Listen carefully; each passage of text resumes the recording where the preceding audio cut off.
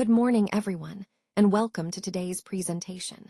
I'm excited to share with you our exploration of interpersonal awareness in education. The focus of my talk will be on the Johari window model, a useful tool for understanding ourselves and others better. This presentation will briefly cover the key concepts of the Johari window and how it applies to educational management and leadership. I look forward to engaging with you all and exploring these ideas together. Let's start with the origin of the name Johari.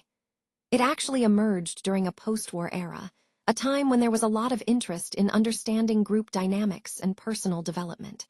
This was a period when psychologists and researchers were really exploring how people interact and grow within groups. The term itself is a clever combination of the first names of the two psychologists who developed it, Jo for Joseph and Hari for Harry. This naming approach makes it memorable and personal, reflecting the collaborative nature of their work.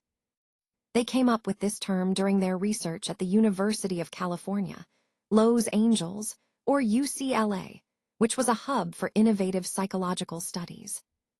The name Johari was officially developed in 1955 by American psychologists Joseph Luft and Harry Ingham. Their work focused on understanding self-awareness and interpersonal relationships, which are central themes in personal development. And as a creative touch, Johari is a portmanteau, a blend of their names, making it not just a technical term, but also a symbol of their joint effort in advancing understanding of human behavior. This background sets the stage for how the Johari window became a foundational tool in psychology and personal growth. Let's take a closer look at what we mean by defining the interplay. This model helps us visualize the complexities of human interaction. It does so by clearly outlining what is known and unknown by each person within a group setting. Essentially, it maps out the boundaries of our awareness and understanding of ourselves and others. A key point here is that much of our behavior is shaped by how aware we are of ourselves, our thoughts, feelings, and motivations, and how willing we are to share that part of ourselves with others. The more open we are, the more genuine and connected our interactions can become. This concept ties directly into our overall theme of effective communication and relationship building. Recognizing these boundaries helps us understand where misunderstandings might arise and how we can foster greater openness.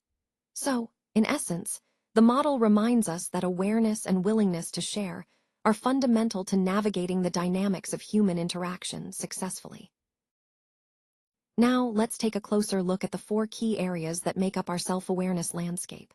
First, we have the unknown to self and others. This is where our untapped potential and hidden talents lie dormant, waiting to be discovered. These are aspects of ourselves that others might see or sense, but we're completely unaware of. Recognizing this area is crucial because it holds opportunities for growth that we haven't yet tapped into. Next is the unknown to self and known to others, which we call blind spots. These are traits or behaviors that others can see clearly, but we can't recognize in ourselves. Sometimes, these blind spots can hold us back because we're unaware of how we come across or the impact we have on others. Becoming aware of these blind spots can dramatically improve our personal and professional relationships. Then there's the known to self and unknown to others, which we refer to as the facade. This is our private space, our thoughts and feelings that we choose not to share out of fear or vulnerability. While it might seem safer to keep these hidden, being aware of what we hide can be the first step toward authentic connection and trust. Finally, we have the known to self and known to others, called the arena. This is the open area where transparency and authenticity thrive. When we're willing to be open about who we are, we foster trust and deepen our relationships. Connecting all these areas to our overall theme, self-awareness isn't just about knowing ourselves. It's about understanding these different dimensions and how they influence our interactions and growth. The more we explore and expand these areas, the more fully we can realize our potential, both personally and professionally. Let's talk about the goal of creating high-trust environments, which are essential for our success. When trust is high, effectiveness naturally increases, and you'll see this as the environment expands and becomes more open. In such spaces, information, skills, and feelings are openly acknowledged by both the individual and the group. This openness is what really fosters true collaboration and growth. Now, when we refer to transparent collaboration, we're talking about a setting where everyone feels safe to share honestly. It's like being in a sunny arena, bright, welcoming, and full of positive energy. This kind of environment encourages us to be authentic, to communicate openly, and to work together more effectively. Remember, the more transparent and trusting our environment, the more we can achieve collectively. Let's talk about how we can actively expand the arena through two key actions that naturally lead to deeper relationships. First, self-disclosure. When we are authentic and share our private rooms, we're essentially opening up ourselves and reducing the facade we often put up. This honesty invites others to do the same, creating a more genuine connection. Next is feedback solicitation. When we ask others, "What do you see?" we're encouraging them to share their perspective, which helps us shrink our blind spots. It's all about creating a space where open and honest communication can flourish. These growth strategies, being more open and inviting feedback, not only help us deepen relationships, but also build increased trust. In fact, as you can see here, trust can increase up to 85% when these practices are embraced. So, by actively engaging in these actions, we expand our arena, strengthen our connections, and foster a culture of trust and openness that benefits everyone involved. When we think about the professional educator, our main goal is to align our expectations with what students actually need, and we do this through absolute transparency. It's about being clear and honest about where we stand and what we aim for. Now, in the education context, this means understanding the skills you know you have, like saying, "I am good at math," and making sure students recognize these strengths as well. This transparency helps us build trust and clarity. When your teaching style and classroom management are clear to everyone, it creates a more effective and positive learning environment. Now, let's focus on the open area. This is where everything becomes visible and transparent, where teachers and students see each other's strengths and areas for growth openly. It's about creating a space where expectations are shared and understood.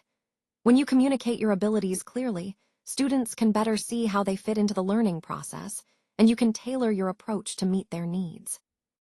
By maintaining this openness, you're fostering a classroom environment rooted in honesty and mutual understanding, which ultimately supports student success and aligns perfectly with the overall goal of being a professional educator. Let's talk about teacher self-awareness. On this slide, we see the concept of the unknown area. This is where a lot of our latent potential lies, things like trying out new methodologies, for example, drama-based teaching, that we haven't tested yet. It's exciting because it shows there's room for growth that we might not even realize. Next, we have the hidden area, which is often called the teacher's facade. This is where feelings like imposter syndrome or nerves before a big lesson stay private. It's completely normal to feel that way, and recognizing it is a step toward being more genuine and confident in our teaching. Then there's the blind area, things that students notice about us that we might not be aware of ourselves. For instance, some teachers might use filler words like "okay" all the time, or tend to call only on students from one side of the room. Being aware of these habits is crucial because it helps us improve our classroom presence and engagement. Overall, these areas highlight the importance of self-awareness in teaching. By understanding what's hidden, unknown, or blind to us, we can become more effective educators and create a more authentic connection with our students. Let's explore the student's journey, which is really about understanding how we perceive ourselves versus how others see us. First, we have the spinach in your teeth window. This is a fun way to describe those habits or quirks that others notice, but we might be completely unaware of. It's those little things that can sneak past us, but others see clearly, like continuously checking your phone during a meeting or speaking too quickly without realizing it. Recognizing these habits is a key step toward personal growth. Next, we come to room 2, the blind room. This is the area where everyone can see what we might be blind to ourselves, things like our talents or behaviors that are obvious to others, but we don't recognize in ourselves. For example, maybe you're an incredible artist, but you haven't fully realized it yet. It's about understanding that some qualities are visible from the outside, and that acknowledging them can boost your confidence and self-awareness. Finally, there's room 1, the sunny window. This is the space where we have the clearest view of ourselves, our strengths, our talents, what we genuinely excel at. It's the most positive and empowering part of the journey because it's about embracing what we're good at and using that as a foundation for growth. Overall, this slide reminds us that understanding these different rooms in our self-awareness helps us see ourselves more clearly. It's about balancing what we see internally, what others see externally, and where those perspectives overlap. This awareness is vital to navigating our learning journey with confidence and authenticity. Let's explore the idea of discovery and potential. Sometimes we have untapped skills, like being a piano prodigy before ever touching a key. It's a reminder that hidden talents can be there, waiting to be uncovered. Now, moving to room 4, the treasure map. This is about what we keep hidden inside ourselves. Often, we hide parts of who we are, like being scared of spiders, but acting brave on the outside. It's a fascinating contrast that shows how we manage our inner fears and vulnerabilities. And then, in room 3, the secret drawer. Think of it as that small space where we store things we're not ready to share. It's a metaphor for the parts of ourselves that we keep private, maybe out of fear or uncertainty. Overall, these concepts tie back to the idea that understanding and embracing our hidden skills, fears, and secrets can lead us to greater self-awareness and growth. The journey of discovery begins with recognizing what we hide and what we've yet to uncover. Know thyself.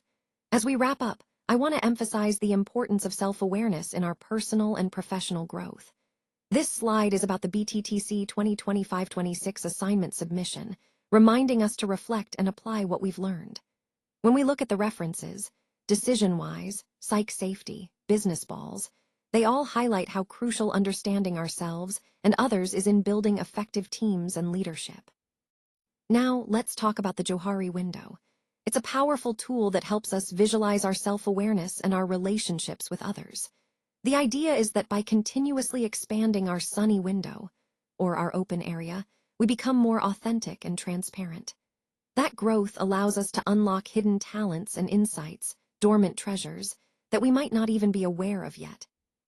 The key message here is to step into the unknown, to explore those blind spots and hidden areas.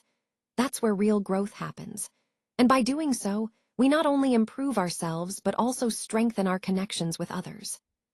So, as you move forward, remember, keep your sunny window expanding, stay curious about yourself, and embrace those unknowns as opportunities for discovery and development. Questions?